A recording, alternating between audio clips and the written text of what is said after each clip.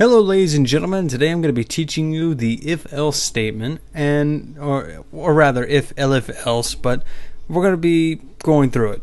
If is like if this equals this, then this happens. Elif is multiple else's that doesn't end the statement, so I could say 15 different elifs for if this is this, or this is this, and this is this, then this happens, and then else is the closing statement. So for example, we're going to do this very simply. We're going to say print a question. We're going to make a question. We're going to say, how are you? Or, how are you today? In quotation. And then we're going to say, answer equals raw input. And what this does, in quotation, this bracket here.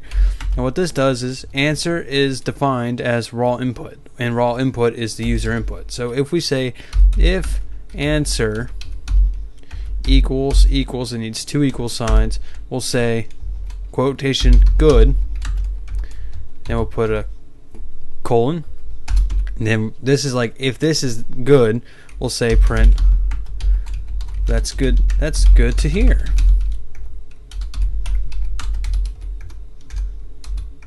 And elif, E-L-I-F, answer equals bad.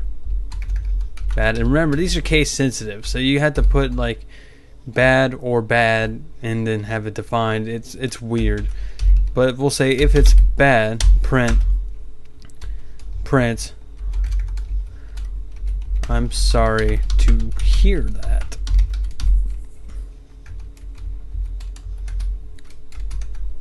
Elif answer equals okay, colon, not L, colon. Okay, then print, are you still there? Or print, that's better than bad. And then we're going to make a closing statement by saying else print, are you still there? Okay, I saved it as if.py. So now we're going to go to our terminal and we're going to type in Python, or if you're in Windows, just type in the file extension if.py, and then it's going to ask, oops, we have a code error in else. Oh yes. See, even I make errors. It's else colon. Okay. Python if.py. Okay. How are you today? I'll say good. That's good to hear. Python if.py. How are you today? Bad. I'm sorry to hear that. Okay. Python if.py. Okay. How are you today? I'm okay. It's better than bad. True. Python if.py.